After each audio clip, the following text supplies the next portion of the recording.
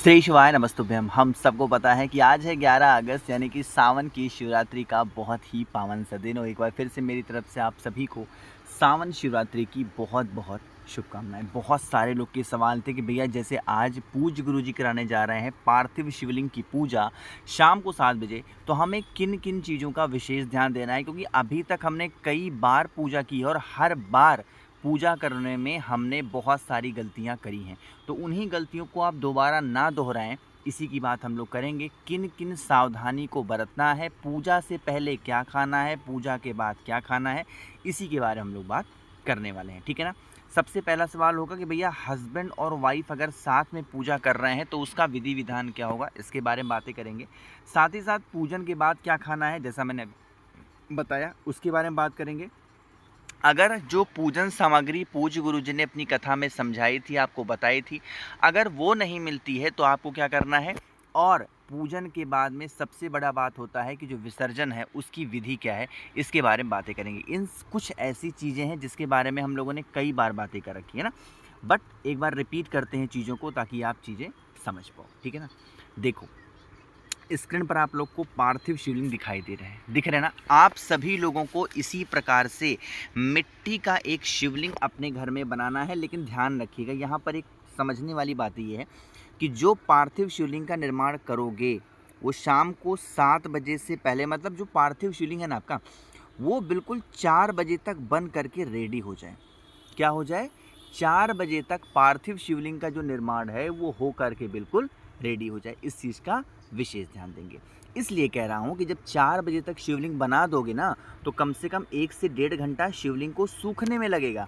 अगर मान लीजिए कि आप लेट करते हो या आप नहीं बनाते हो पहले, तो इससे क्या होगा, गीला गीला शिवलिंग बना के रखोगे। जैसे ही कुछ भी समर्पित करोगे, दूध चढ़ाओगे, दही चढ़ाओगे, जल चढ़ाओगे, तुरंत शिवलिंग का क्या होगा, खंडित हो जाएंगे। तो यहाँ पर आप लोग को भारी नुकसान होगा। तो इस चीज़ें बता रहा हूँ, पूजन 7 बजे होगी तो आप लोगों को पहले से ही इन सब चीज़ों को ध्यान में रखना है। ठीक है ना। तो बातें क्लियर हो रही हैं, आगे बढ़ते हैं। अगर मेरे जो भी भाई बहन को पार्थिव शिवलिंग बनाने में दिक्कत होती है, पहले तो कोई दिक्कत नहीं है, इस बात का ध्यान रखो। बट अगर मान लेते हैं कोई भी प्रकार की किसी भी प्रकार की दिक्कतें हो रही हैं, तो आप सभी लोग क्या करोगे, जो भी शिवलिंग आपके घर में है, जब पूज्य गुरुजी पूजन कराएंगे उस समय आप क्या करोगे, कर सकते हो पूजन, इस पर भी कर सकते हो, लेकिन कोशिश करिएगा पार्थिव। अब बारी आती है कि भैया एक एक पॉइंट को कवर करते हैं कि अगर पति और पत्नी दोनों साथ में बैठ करके पूजा कर रहे हैं तो किन किन बातों का ध्यान रखना है। ठीक, सबसे पहली बातों का तो ध्यान रखना है कि आपको अपना जो परिधान है, ठीक, उसको बहुत संयोजित तरीके से, अच्छे तरीके से, सुयोजित तरीके से आपको रखना होगा। जैसे साड़ी जो पहनाया गया है वो जो साड़ी पहनने का विधि है, अगर आपके घर में प्रचलित है तो साड़ी पहनेंगे, अगर आपके घर में सूट पहनने की प्रथा है तो सूट पहनेंगे। मतलब जो परिधान आपके घर में चलता है, खूब अच्छे तरीके से सज संवर करके ही आपको बैठना होगा। ठीक है ना। यही काम करना है पुरुषों के साथ भी, आपको भी अच्छे से कुर्ता पैजामा वगैरह सब कुछ अच्छे से सज संवर के बैठना है, जिससे पूजा करो तो पूरा विधि विधान से करना है। ठीक, इतनी बातें क्लियर हैं। तो ये तो बात होगी परिधान को लेके। बात आती है सामान को चढ़ाने को लेके। अब अगर पति और पत्नी साथ में बैठ करके पूजन को कर रहे हैं तो आप लोगों को अलग अलग सामग्री नहीं लेनी है, एक ही सामग्री को लीजिएगा। और जैसे ही पूज्य गुरु जी कहें, मान लो चावल समर्पित करो, तो आप एक लोग, कोई भी लोग चावल को समर्पित करो और दूसरा व्यक्ति या तो हस्बैंड या वाइफ उनके हाथों को टच करके और उसे समर्पित करो। ठीक है ना। मतलब अलग अलग नहीं चढ़ाना है, एक ही चीज़ों में आप दोनों लोगों को अपना हाथ पकड़ करके और इस प्रकार से चीज़ों को कर देना है।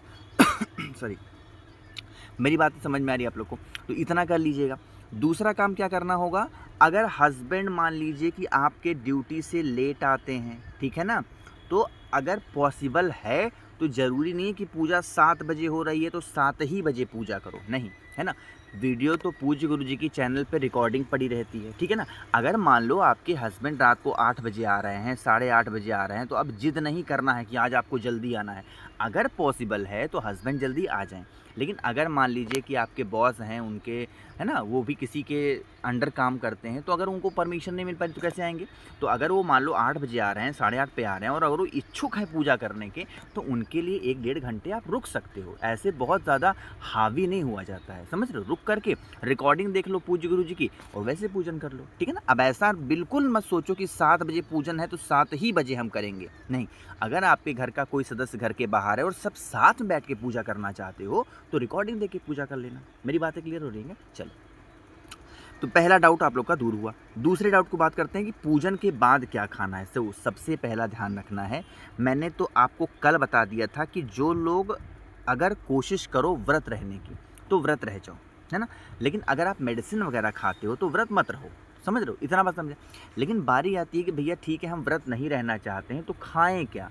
किसी भी प्रकार का कोई भी खराब पदार्थ नहीं खाना है, किसी भी प्रकार का नशा नहीं करना है पूजन से पहले, किसी भी प्रकार का नशा नहीं करना है पूजन के बाद। दूसरी चीज़, तीसरी चीज़, अगर आप किसी भी प्रकार से घर में हो तो आप जो कह सकते हो लहसुन प्याज उसका सेवन नहीं करेंगे, ठीक है ना? इस चीज़ का ध्यान रखेंगे। अब अगर खाना बन गया है तो फेंक मत देना, खा लेना, बट आगे से इन चीज़ों का ध्यान रखना कि जब कभी भी घर में पूजा पाठ का माहौल हो, पूजा पाठ करने का मन हो, तो इस प्रकार से भोजन पर विशेष ध्यान देना चाहिए, ठीक है ना?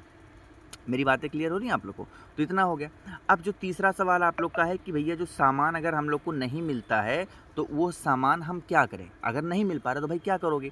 तो अगर आप लोग में से किसी को भी कोई भी पूजन सामग्री नहीं मिलती है, उसके स्थान पर आप लोग कोई भी अनाज का दाना ले सकते हो, ठीक है ना?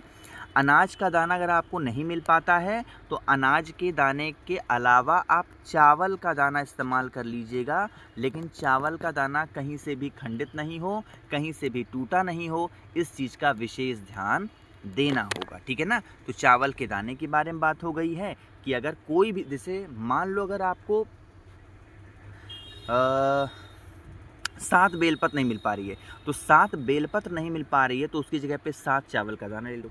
7 चावल का दाना नहीं मिल पा रहा है, मान लो धतूरा नहीं मिल पा रहा है, तो चावल का, मतलब कोई भी चीज़ है उसका ऑल्टरनेटिव आपको चावल का दाना ही खोजना है। बातें क्लियर है क्या?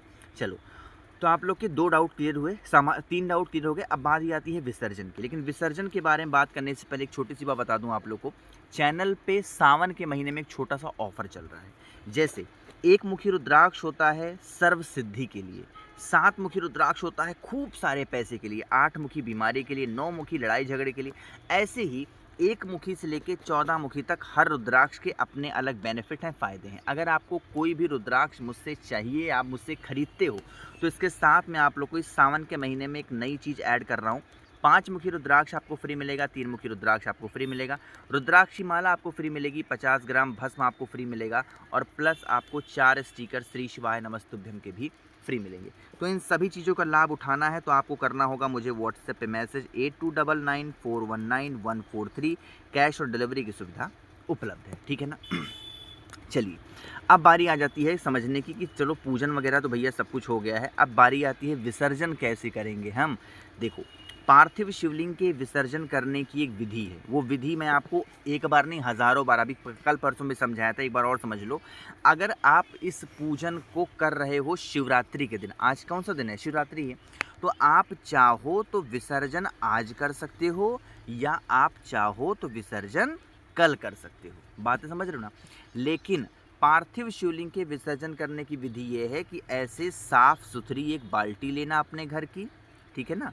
पहले उस बाल्टी के अंदर जल भर देना और जो भी पूजन पाठ आपने किया है, पूजन पाठ करने के बाद में बाल्टी के अंदर पार्थिव शिवलिंग को रख करके वहीं पर विसर्जन कर देना, ठीक?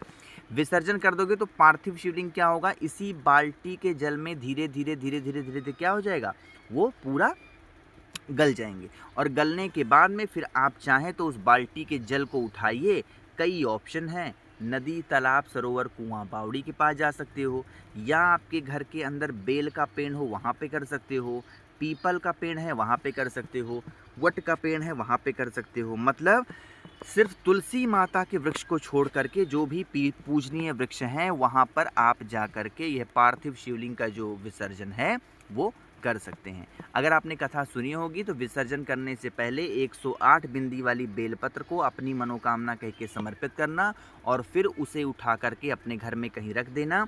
जब तक वह बेलपत्र है, कुछ ही दिनों में या कुछ ही महीनों में आपकी जो विशेष हैं, मनोकामना है, वो जल्दी पूरी हुई नज़र आएगी। ठीक, बाकी कोशिश की आप सभी को अच्छा से बताने की, समझाने की। एक बार मोबाइल नंबर और नोट कर लो, 8299419143। व्हाट्सएप नंबर है, कैश ऑन डिलीवरी की सुविधा उपलब्ध है। और आपकी जानकारी के लिए बता दूं, अभी तक 1,93,000 लोगों ने इधर 10 दिनों के अंदर रुद्राक्ष ऑर्डर किया। आप सभी का दिल से धन्यवाद, इतना प्रेम, इतना विश्वास देने के लिए। श्री शिवाय, नमस्तुभ्यं।